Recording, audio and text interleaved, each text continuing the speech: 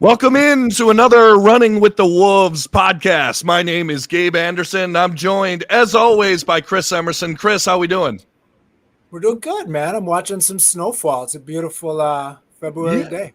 Yeah, absolutely. And we have special guests today, as you might notice if you're watching on the stream. We are joined by Shea and Casey from the Thirsty Pups Wolves Watch Party. How are you guys doing? Excellent. Great to be with you guys, man. Excited. Yeah. Absolutely. We're here at the Park Tavern right now, and we're also watching it snow, which, I'm a little excited about. We've been seeing green grass. I think it's a little time for Minnesota to be white again out here. And if it's going to be cold, I like seeing the snow a little bit. Yeah. Well, it's weird. It's weird because it's snowing, but it's like 45 degrees, so it doesn't really feel like winter. It's not going to stick, right? Yeah. But snow is always basketball season to me, so I love to see it. Yep. Absolutely. So the reason that they are here, because we're doing something pretty fun on Thursday. I'll just introduce everything. We're going to be doing the Thirsty Pups Wolves Watch Party for the Portland game, and me and Chris are going to be there. Casey and Shea are going to be there as well, and I'll pull up the graphic here in just a second. But yeah, it's going to be a fun time. We're going to be doing some Wolves ticket giveaways. We're going to be giving away some Park Tavern giveaways as well. And we're going to be doing a live podcast. So it's going to be tons of fun. Let me get the graphic up here. Let's see. And let's start with you and Shea and Casey. What does kind of the Wolves watch party kind of look like as I throw this up here? Yeah, absolutely. Thursday we're here back at the heated pergola, the patio. It's covered. It gets plenty of toasty in here. There's plenty of games where we've actually turned the heat down a little bit. Yeah. Get all three TVs rolling, have the game sound cranked all the way up. But come Thursday, how it's going to work too is we are sponsored by Stilly Michelob Ultra. Thankfully, we also thank them. And we were brought to them by Capital Beverage Sales. We were introduced kind of to those two parties via Park Tavern. So we're going to be on Thursday, like I said, and then ticket giveaway will be 2 lower level seats, corner, if you want to say corner end zone, corner, backside, Wolves bench. Those are from Stilly. Typically how we've done it in the past, you can fill them in, Shea, how we do it in the past. Yeah, so if you buy a Stilly, which we'll have a special code word for you to say to the bartender to get discounted Stillies, but you buy a Stilly, that gets you an entrance into the raffle. And then we got a mini basketball hoop. It gets you 2 shots. Every shot that you make per Stilly, An extra entry. Gets you an extra entry on the made shots. And then until bar close or when they stop selling, we'll raffle off those tickets. And then for the Park Tavern gift card giveaway, we'll have a couple things that we'll announce on the page. So tomorrow, yep. So if you don't follow us, make sure you follow the Thirsty Pups Watch Party Facebook page for details on that. But all in all, what it looks like is just the Wolves community coming together at Park Tab. You get, like Casey said, the game audio. And I think one of the coolest things about it is you get individuals that come in that, have been in hiding for 20 years with how bad we've been. But they come in, they meet other Wolves fans. They come in, they sit at a table, and they walk out of there with different Wolves connections. And, that's why we're doing it. And that's what the watch parties look like, being able to bring the community together here at the pergola and being able to celebrate this Wolves season so far, and we're hoping that success continues. Yeah, absolutely. It's been a crazy season so far. Just some of the wins that we have knocked off this year. I mean, we beat Boston, we beat Denver, we just beat Oklahoma. We beat Oklahoma City twice. I mean, it's just been a crazy season. Yeah, Milwaukee. Clippers. I mean, they're terrible now, but first Clippers, yeah, huge. Yep. Ones. Absolutely. By the way, that shoot like that mini shot to get extra little points, that sounds awesome. Sounds fun. I bring out my athletic tape. I still play baseball in the summertime, town ball, so I have the tape for the wrist. We make a little free throw line, and then we let them chuck up some shots. It's a lot of fun. So basically, like the OKC game, for example, we had probably about 40 fans showing. And then, so basically, as long as you're a member of the Thirsty Pups Facebook group, that was an automatic entry. Yeah. And then as you bought a Stilly, another entry. And then as you made a shot, another entry. So our guy, Steve Grubridge, I won't give out the true number of Stillies that he bought for his wife and himself. And he was there with his kids, too, and they were having a blast. But it was awesome because he got a lot of shots up. He had the most entries in, and then he actually won the tickets anyways. So it all worked out in a mad scientist way of scheming, if you want to say it that way. But it was just a lot of fun. It was a cool atmosphere to see, like, grown adults, if you want to call it that, right? We're all big kids. But, like throwing the basketball and they're like, I can't, I'm not going to, whether it's a guy or a girl, right? I'm not going to be able to make this, whatever. And all of a sudden they throw it up, bounce a few times, drop in, they're jumping up and down. So I think more people were cheering when people made those shots than when they were watching the Wolves game. So it's just cool to see like someone make it and you got 40 people rooting for you to hit the shot. Yeah, so. people be shooting in. So I mean, it's just we could get a game of pig if we really need to. Yeah. So we've seen that before too. Exactly. Yeah. That's awesome. And I also want to mention that we'll also be doing a kind of a pregame podcast, and we'll be doing some stuff at halftime as well. So that's going to be a fun time. So let me ask, sorry about that. Let me ask you guys a question. How did this the Thirsty Pups Wolves watch party, what was the inspiration behind that? How did it kind of get started? Yeah, absolutely. I'll start and I'll pass it over to Shea. So, Shea and I, we met each other back in, 2017? Working together at Infor. I am a little bit senior his age. I won't throw the number out there, but you can probably tell in my limited hair on top. But anyhow, we actually both played college sports at Concordia St. Paul, the same college. So we found that out. He played basketball, I played basketball, then I played baseball as well there. So we were just big sports, sports junkies, however you want to call it, hoop heads. And we just have stayed friends ever since and are always talking about sports, always, throwing different stats, nuggets at each other. So as this Wolves season's been going on, and even going back 2 years ago, the Memphis series, when we lost, I know Shea and I watched a lot of those playoff games together. As this season was getting going after last year's, frustrating, a little up and down, but still I thought was a successful season. That we get to like November, and I just remember it's, Sunday night football, and, like most people, you're a football fan and fantasy guy and so forth, but, I didn't want to watch just one game and flip back and forth. So I remember reaching out to Shea earlier that Sunday, and the Wolves were playing that first of the two games against the Warriors. Yeah.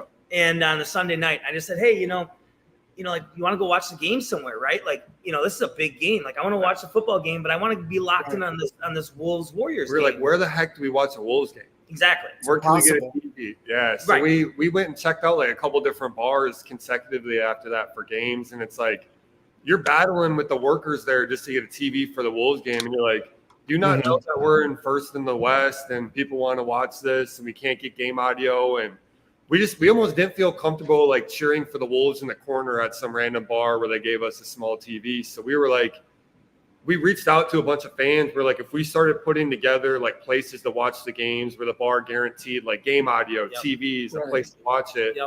We got a pretty good response from that of a lot of people being like, well, we don't even know where we would watch the game. So if you guys put something like that together. So, but going back to, when me and Casey first met, I don't know how we stayed friends because sometimes at work, we'd be battling over like basketball stats for like an hour instead of working. So our manager would be like, hey, you guys, get back into shape and whatnot. But so we've just always had a passion for sports. And I think to be able to bring this Wolves community together, like we said, and help other Wolves fans maybe come out of that 20-year hiding period and be excited about this team. It's been a good response, that we've put this together now, partnering with Park Tab, Stilly, Capital Beverage, and then allowing people to meet each other here and having the opportunity to also send some fans that we know to games. It's a blessing that this has all kind of come together for us. We've had a ton of fun doing it, and just being passionate about the Wolves. And now it's grown to so much more too, right? Like we're doing the watch parties, but we're featured on Running with the Wolves podcast. We're excited to do this stuff and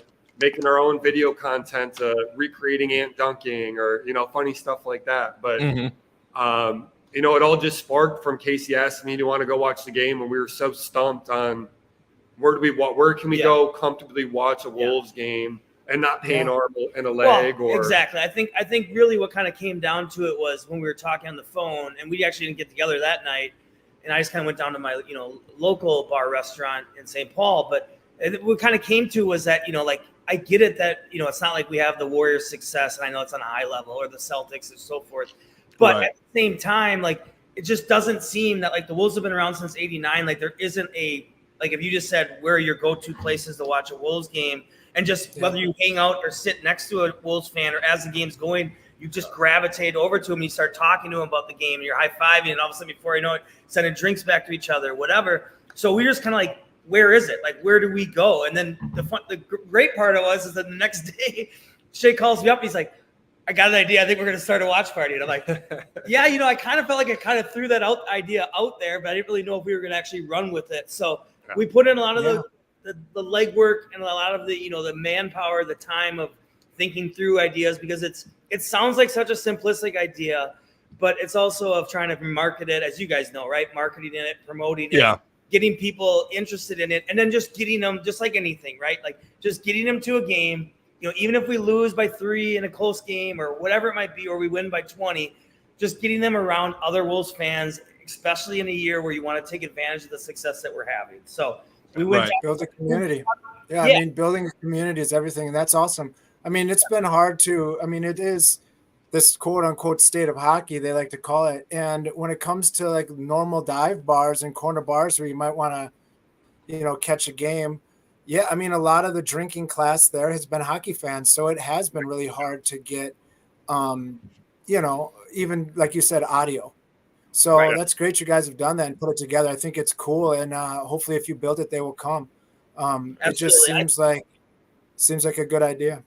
Yeah. I mean, I think right. And I think what you realize too is that, because we've noticed it obviously the last 2 years with the Wolves in the playoffs, right? Is there is a hunger, there is a thriving basketball market, a thirsty market, right? A thirsty pup market, but not just in the Twin Cities, the whole state. And that's what becomes evident, right? Whether it was the play-in games or like even that Grizzly game, like all of a sudden Grizzlies are playing, Wolves Grizzlies on a Wednesday night, and him and I would go to a random bar, and all of a sudden you start looking around and you're like, this is awesome, because 65-70% of people here are locked in the TV and more than likely wearing Wolves gear, right? So it is there, and what we're wanting to do is bring that community together to enjoy the moments of the regular season to build up to the playoffs.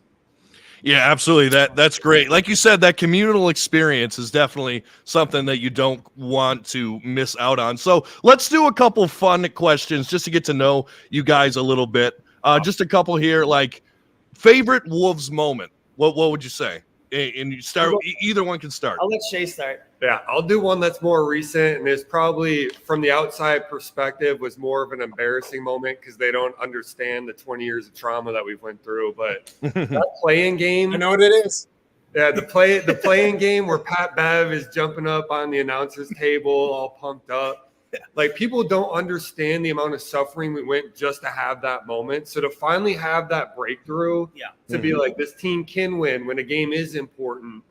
As embarrassing as everyone else thought it was, from the perspective of a Wolves fan, and think about, I'm 30, so the last time we had been good, I was 9 or 10 years old. It's like, that's the biggest moment that I've seen out of a Wolves team. And to see them actually fight and want that so badly and actually have a team that came together like that, I think that was a huge building block for what had to come the next 2 seasons. So for me, that's been at least the most recent one. But what an awesome game. The intensity of that game for us as fans was just fun to be back in that seat. I think too, what you notice is that was a huge moment for a Cat, for an Ant, for a Jaden, for a Nas, right? For those guys to be in a Game 7 like moment, right, in their younger careers, right? For me, there's two. There's one that's kind of the super obvious one, but I was actually in attendance. And then there's one that's a little bit more maybe forgotten, but a fun one. I'll start with the fun one. Let's see, this would be probably, I'm going to date myself, 2000 or 2001 college. Watching with my buddy Steve Rowan, who I played basketball with. He's a Lakeville guy before it split to North and South. MLK Day. I don't know if you know where I'm going with this. MLK Day. I think we were 0 for we didn't shoot 33s back then. I think we were 0 for 16 from 3 that day. And I think it was either the Pacers or somebody else from the East. Malik Sealy banks in a 3 at the buzzer. Trent Tucker, just the only words that could keep coming out of his mouth after he made it was 3 at last, 3 at last, 3 at last. So that was a pretty good moment. We went pretty nuts about that. And then the other one would be Game 7 Kings. I was a youngster out of college. I was working for the inside sales for the Wolves for a short period of time. Was lucky enough to be at that game with a lot of my coworkers. And the vibe inside of Target Center was, phenomenal. Nothing that you'd ever seen. KG just completely dominating the whole game, jumping down the scorers table, fans going nuts. I mean, you felt like the world was ours. And what really sticks in my mind is when we all left to, go to whatever bar or restaurant we were going to go to downtown afterwards, it was like a unison chant as we were like going outside of just everybody that was leaving Target Center all chanting beat LA the whole time. Yeah. Win, right? So that's an obvious one, but the fact that I was there takes it to another level. Yeah, absolutely. Sure. Go ahead, Chris. Being in a crowd, in a group when moments like that happen adds so much to the energy and so much to the ambiance. Oh yeah. What about you guys? What are your guys's? Go ahead, Chris. Well, I'm about the same age as you, so I was in some of those playoff games way up in the nosebleeds, not game 7. Okay. But my favorite moment, I mean, I don't know if I have like a moment. I have like teams I remember. Like I remember like Gugliotta and like J.R. Ryder was huge on my development as a Wolves fan. Like turning me into like these guys are, I was into them. I think the moment I'm big into like team building and trades and recruiting and like looking at guys years down the road type thing. And I was a huge Ricky Rubio fan before he even announced he was going to be drafted. And then when he came to the Timberwolves, it was amazing to me. So I remember being in the, I was sitting lower level, good seats when he checked in for his very first game. And I remember he had a behind the back assist. And I was just with a couple buddies of mine, much like watching things that watch partying with your buddies, and they know like how you're feeling because like that was my guy, and we erupted, and it was fun. And those kind of moments, like they might not be the ones that you'll have highlights of like on Sports Center forever, but you'll remember them, and that's probably my Timberwolves moment that I remember enjoying the most. What a fun style of basketball that Ricky brought to the Wolves, too, of just the team concept and just a fun guy to root for, right? Yeah. Just moving the ball. Just a guy that his sole goal is to move the ball. Mm-hmm. It's a good quality to have in the NBA, and a lot of teams don't have it. Exactly. It's really I think Ricky – oh, sorry. I was just going to say, I feel like he would have fit in so well with this team if he was still in the NBA today. Well, what was that? Wasn't there that quote that Ricky had one time? I score, I make one people happy. I assist, I make two people happy. Yeah. That's simple. Simplistic. Yeah. If only he could shoot. I know. And I used to always have a hard time with the amount of layups that he would miss at point blank range. Yeah. You always hear the when he throw it up, and I'm like, come on, Ricky, we need those buckets.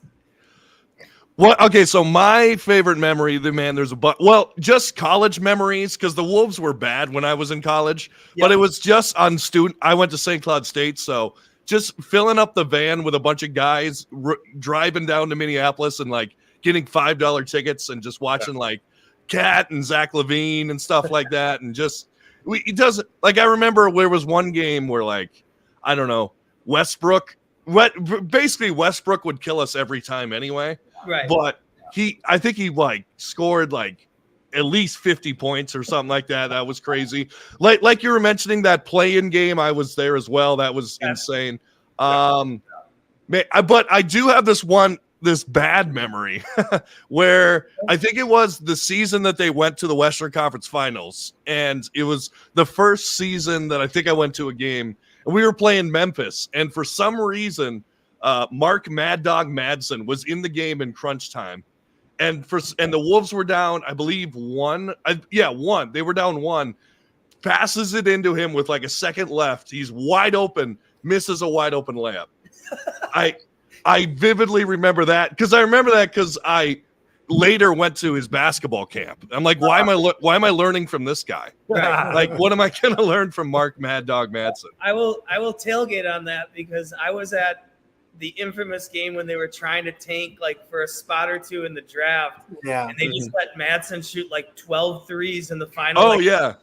And he was never close. And it was just like this. It was just like, it was cute after the first, couple. It was like, okay, let's see if he banks one in, maybe he gets a roll. And then all of a sudden he starts to get to 7, 8, 9. And it was just like, you just see people like, I think I just want to leave right now. Like, what are we doing right now? Yeah. that holds the distinction as the only game my dad was courtside for. He didn't tell me about it. He told me after, like, yeah, I was courtside for that game. I'm like, what?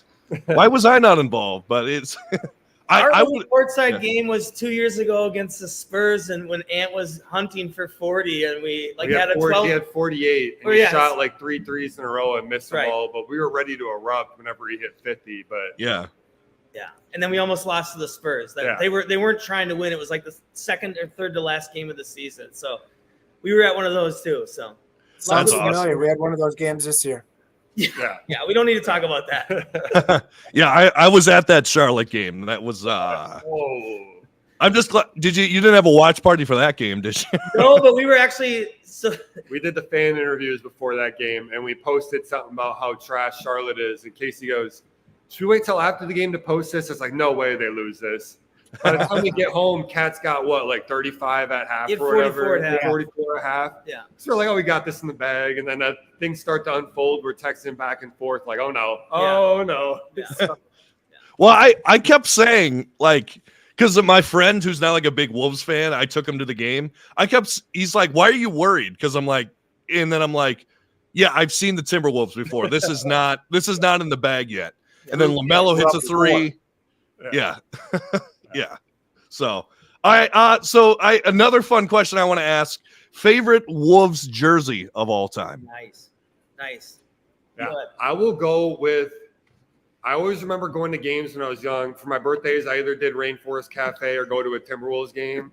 Mm-hmm. But seeing KG in those black jerseys with the trees on them, just for whatever reason, just got me so motivated to watch those games. I just loved them. I had the shorts. The shorts were awesome. I wore those once a week, elementary school. Like, you couldn't get me to take those things off. And I think if they still fit, I'd wear them today. But I think those black ones with the trees are just – they need to bring those back at some point. I know they've done different editions of them, but, I like a lot of our classics more than our more recent jerseys. Yeah. For me, I think, being around and being a young kid, being 8, 9, 10, right, when they come into the league, and like obviously original logo, right, went so hard to me. Like I loved the whites that we're wearing now, but I think that the blues are like an undercover of that first jersey. Like seeing Garnett in those blues when he was rocking Nikes, whatever, up tempos with a big swoosh on the white side, like.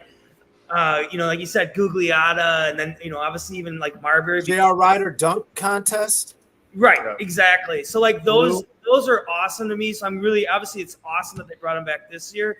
And then the other one to me too was I just thought it was so iconic. And what I loved about it was that they weren't afraid to be bold and go completely out of the color scheme was the Prince jerseys. I mean, it's not even like the Minnesota thing, like, oh, look at us, we have Prince, so we get to have a Prince themed jersey. But like, the cursive that they, like the lettering that they chose, and like the color scheme, and like the numbers, and like, I just remember seeing so many people that would see it like, yeah, like a Cat jersey would be sweet, but like the numbers just don't look the same as like getting like a Taj Gibson 67 or, whatever it might be. So those would probably be the two that caught my eye the most over the years.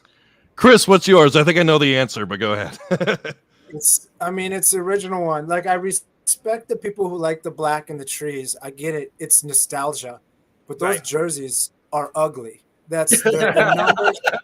The letters are like, it's like a sixth grader drew them with marker, like trying to look fancy. Like, the letters are trash.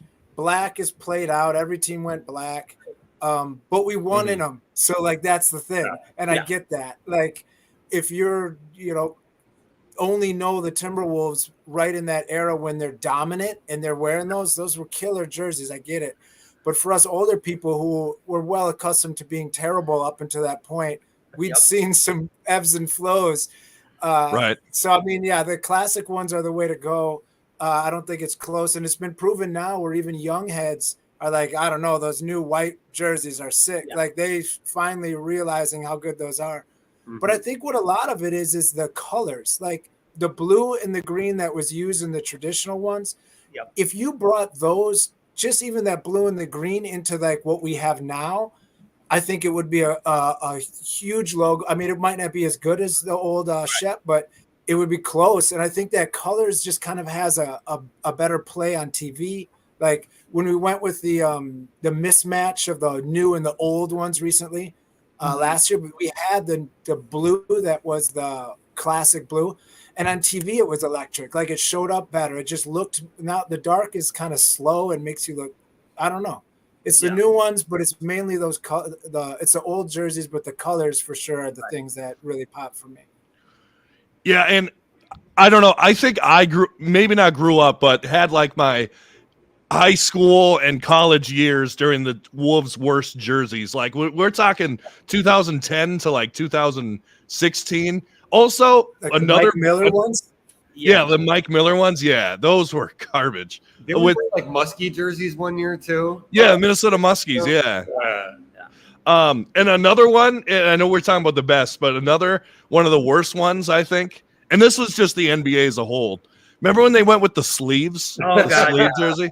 Just a terrible idea. Oh, horrible. Ours were so bad. They look like, they're like AAU volleyball, like girls' jerseys. They were the worst.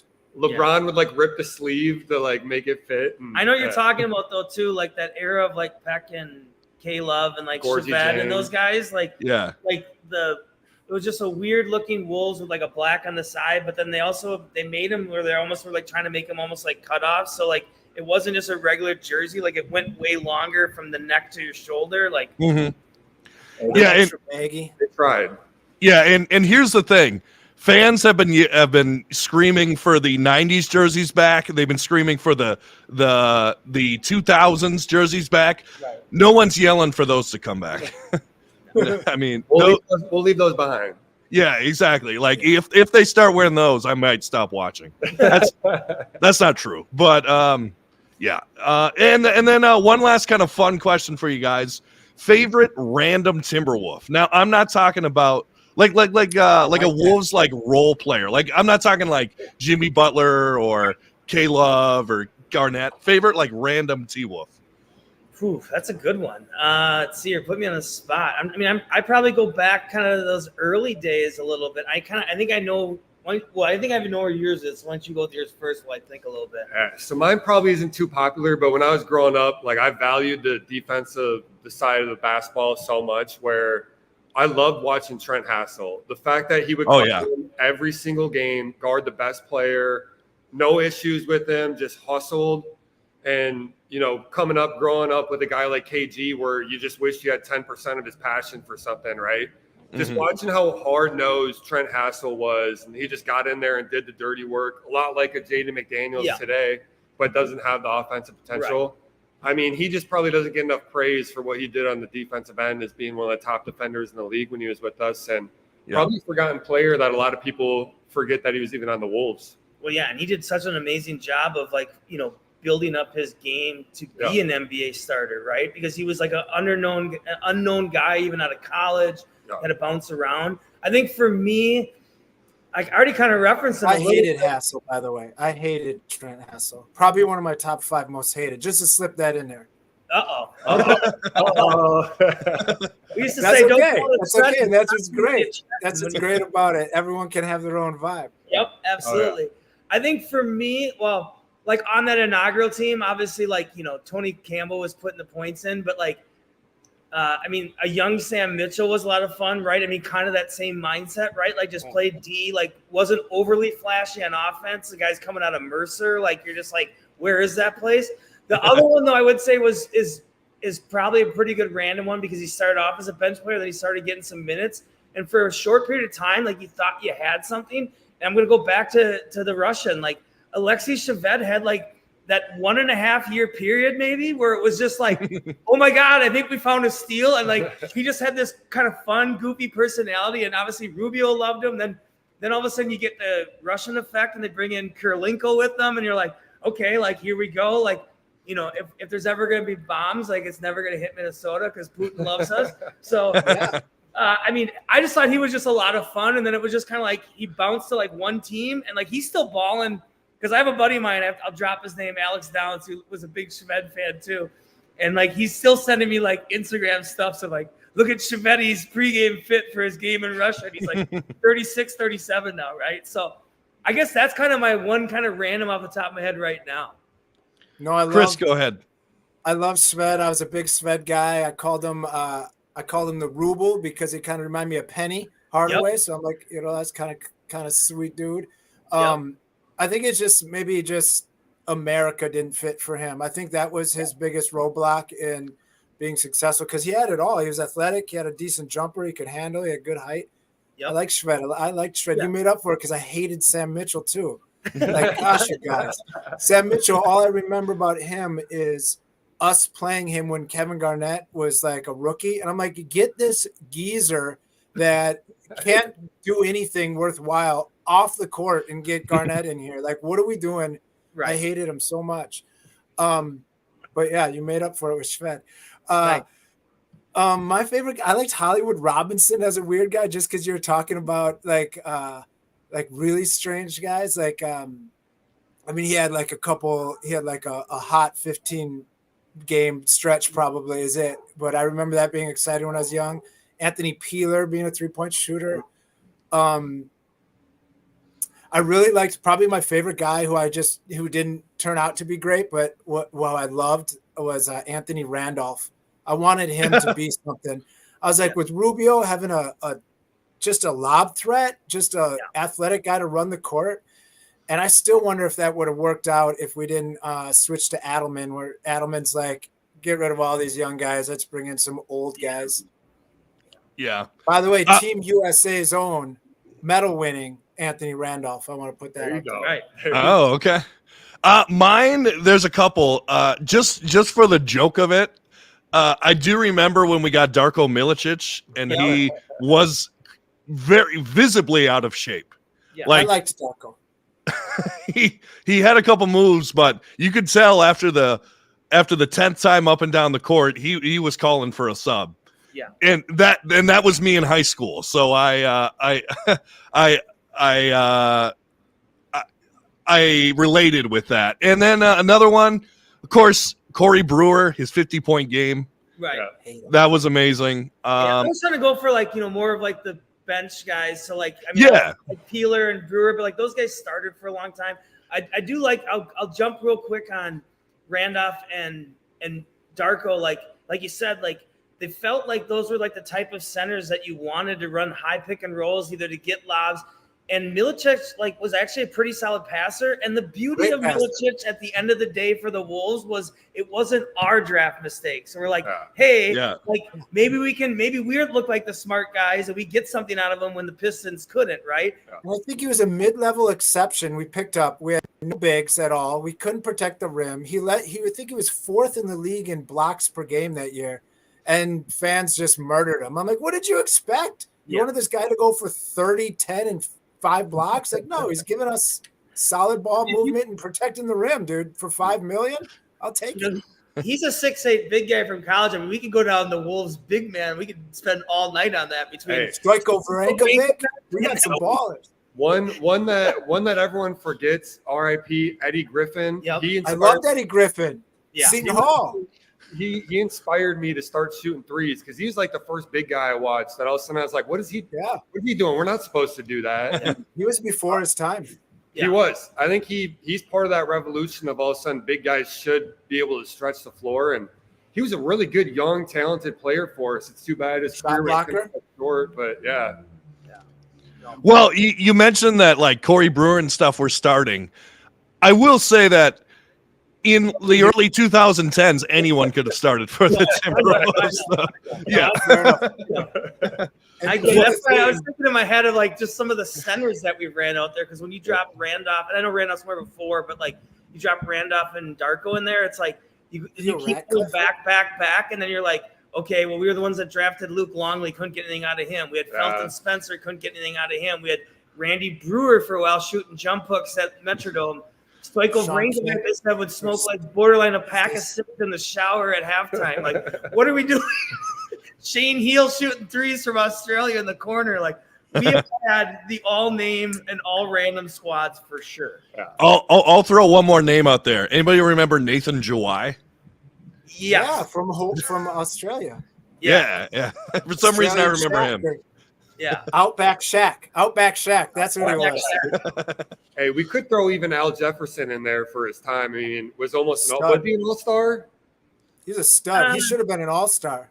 Yeah. I don't think he ever was with us. He might have gotten. He wasn't, but he should have been with the Pacers maybe after us. Some of the best footwork I've seen from a guy that size my entire life. Well, Big Al was. They just won't want to give us love because he put up double doubles on a losing, on perennial losing teams. But like when Love was doing it, like Love's numbers were just that much higher, and that Love was like doing like consecutive double doubles. So it was like, well, we can't not let Love get into the All-Star game, right? Well, his double double would be like 43 and 27 now. Yeah, and Love was the king of like miss a layup, get the offensive rebound, miss another layup, get the offense, tip it to yourself. You have 4 rebounds on 1 possession. So yeah, and to be fair, I mean, look at this year's All-Star game. I mean, Trey didn't make it initially. Sabonis didn't make it. I mean, Sabonis, he's got like 4 triple doubles in a row now. I mean, it's hard to make the All-Star game, particularly nowadays. Absolutely. I think they said Trey's like the first player or the second player ever to average like 25 and 10 assists. And the other person was Trey last year. So he's been snubbed maybe twice. But, I mean, Brunson has such an impact on winning with the Knicks right now. It's hard to decide between some of those guys. But, I mean, we're in such a – shouldn't have made it, but he got votes, I guess.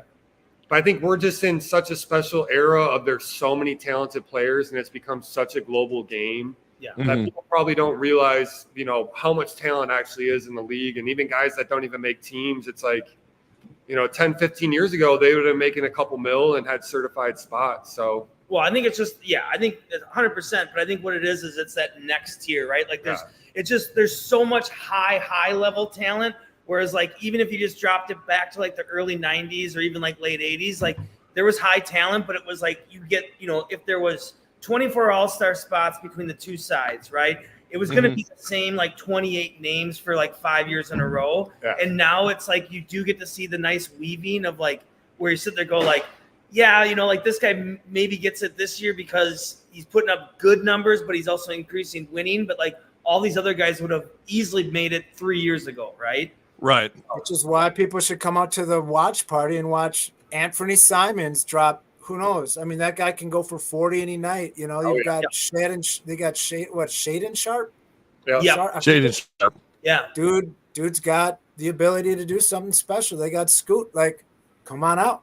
Yeah. Yeah. Yeah. And, go ahead. When he makes it to the games, DeAndre Ayton can be dangerous. When he makes it there. When he makes it there. Yeah. In the neighborhood. He wouldn't last in Minnesota. So hopefully we stick with our centers. So anyway, on that note, I think we'll put an exclamation point on it there. Again, I want to invite you guys out to the Wolves, the Thirsty Pups Wolves watch party this Thursday. So probably tomorrow or today, whenever you're listening. It's going to be a fun time. We're giving away Wolves tickets. We're going to be doing a live podcast. Going to be giving away Park Tavern gift cards as well. And Shea and Casey, thanks so much for joining us. We're super excited about the event. Thanks for being here. Absolutely. Thanks, man. We're just really excited to kind of maybe potentially see where this goes, and maybe we can partner with you guys and do this, have you guys be at more watch parties with us, take questions from fans. I mean, a lot of different ideas that we can, also bounce off you guys. So we just appreciate the platform, the opportunity to chat, and then obviously get a chance to hang out tomorrow and enjoy a Wolves game. Yeah, it should be fun. And Chris, thanks so much as always. No problem, man. Any day. And this is don't forget to get your pregame nappings. It is the 9 p.m. tip-off, so you'll at least be tired with other Wolves fans on Friday when you come. Absolutely. Exactly. Just take Friday off. It's a Friday. Take Friday off. Yeah, who cares? Anyway, this is the Running with the Wolves podcast. Make sure to like, share, and subscribe on YouTube. And if you're listening on Spotify or Apple Podcasts, give us a 5-star rating. And as always, go Wolves. Go Wolves.